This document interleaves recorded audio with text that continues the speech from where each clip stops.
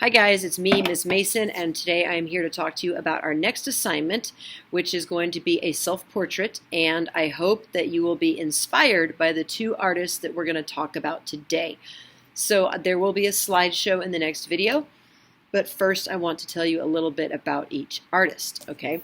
So this is a portrait of President Barack Obama painted by Kehinde Wiley. That's the artist's name, okay? Kehinde Wiley was born in February 1977 in Los Angeles, California. His father is a Yoruba from Nigeria. His mom is African American. He is a twin. Looks like he has a fraternal twin brother. That means they're not identical. And they are two of 6 kids. His mom enrolled him in after-school art classes at a young age, and at 11, he went to Russia to study at an art school. Whoa. He and his brother were raised by their mother. Their dad had gone back to Nigeria. But when he was 20, Kehinde went to Nigeria to meet his father and his family there. He went to college at the San Francisco Art Institute and graduated in 1999 and then got his master's degree from Yale University in 2001. Kehinde Wiley paints portraits of young black men wearing street clothes and pose to copy a specific old master painting. His subjects are given power, larger-than-life stature, and a heroic look infused with street cred and modern aesthetics. Okay, so he finds old master paintings, and instead of copying the painting directly, he finds a young man on the street today, and he has him pose like the old master painting, but he dresses him in modern clothes and puts backgrounds that are more modern.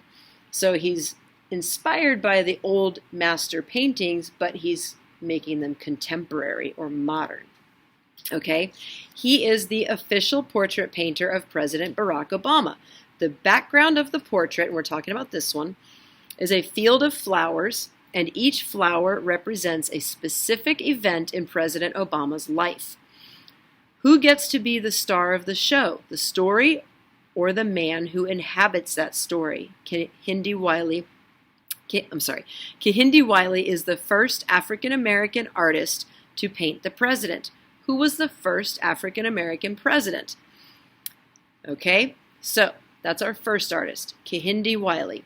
Okay, our second artist, this is pretty special too, is Wiley Sherald. Okay.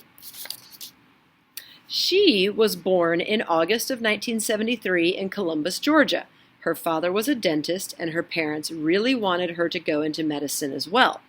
But she didn't know that artist was a profession until she went to her first art museum at the age of 8 and saw modern art.